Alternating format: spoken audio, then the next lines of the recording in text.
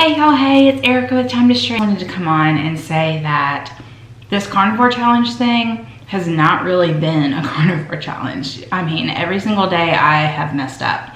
I've eaten something that is not on the carnivore plan every day.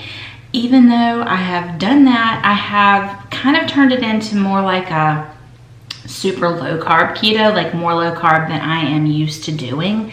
And you know, that has worked for me. I've lost weight. I'm down to 189.0 this morning, and I'm super happy with that. I will take it, but I don't want to continue calling this a carnivore challenge when clearly I have not given it a fair shake as far as a carnivore challenge. You can't eat something non-carnivore every single day and call it a carnivore challenge. So sorry y'all, for you who are watching me, to see how it turned out, see how I felt with it, see what my results were. I don't really have any kind of conclusive results for a carnivore challenge when I did not really do a carnivore challenge. So I'm just calling it a super low carb challenge that I have done. I did 5 days of that and I lost. I started at 190, I can't even remember what I started at, y'all, 192 something. And then I went up a couple pounds. And then as of this morning, I'm 189.1, I think it was. So I don't know how many pounds to say I lost, because I had gone up some too, but you know, 2 or 3 or 4 or 5, depending on how you want to count it. So I'm counting this as a win, but I want to stop labeling it carnivore day, whatever, because none of the days have really been carnivore. So I apologize for that, y'all, but I wanted to make one last video in this series just to say that, yeah, I didn't do it. I big time failed, if you want to look at it like that, but I'm not looking at it that way, because I lost weight and I did eat very low carb, and that seemed to work. It was a little bit of a reset for me. I can't promise that I'll never try carnivore, like real carnivore for real, but I don't think I will. Never say never, but I don't think I will. I think one thing that I learned is that that is just too restrictive for me. I have a history of all or nothing behavior, binge eating, and when I restrict myself a lot, that can happen. For me, keto is not restrictive. It's just really not. I can eat so many wonderful things. But then when I say all I can eat is meat and then maybe some dairy and that's it, it just felt so super restrictive, and that was messing with my mind.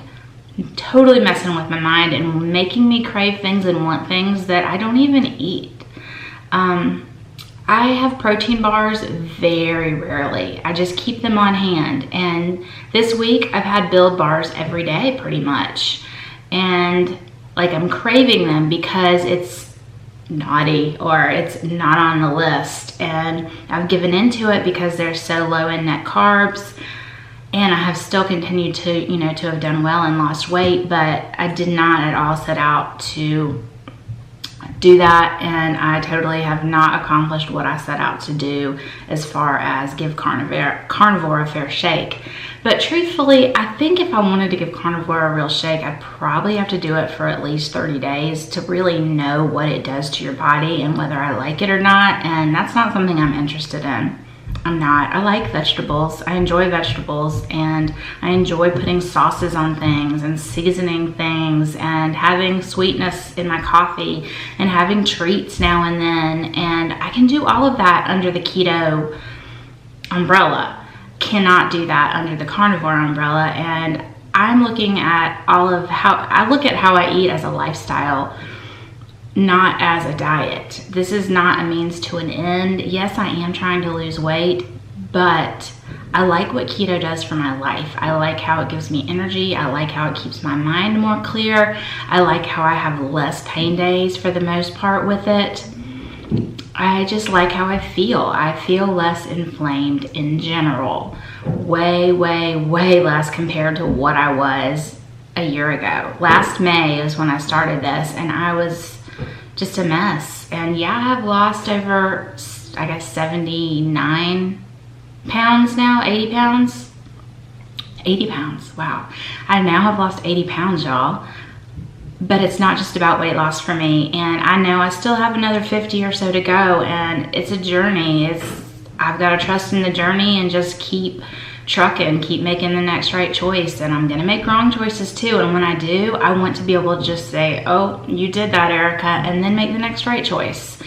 And that is something that I have learned on this journey, and I think is like the most valuable lesson I've learned, because I've really taken that to heart. I used to be completely all or nothing, and if I messed up, I would just throw in the towel, and I'm not doing that anymore. So I'm gonna take that as a victory, and I hope that's something that you can learn from me, or something that maybe you can strive to do, something that you can implement, because it makes me so much more relaxed. It makes me so much more calm. It makes this journey so much more enjoyable when I'm not totally always beating myself up for a bad choice or going off the rails when I make one bad choice, which is what I always used to do.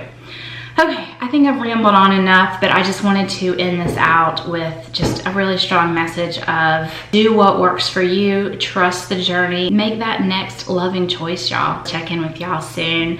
Not on another carnivore update, but on another keto journey update. I am headed out of town with my hubby to the beach, and it's gonna be an awesome few days. I'm planning to kind of vlog along my weekend at the beach just to help myself be accountable and show y'all what I do when I'm eating out the entire week.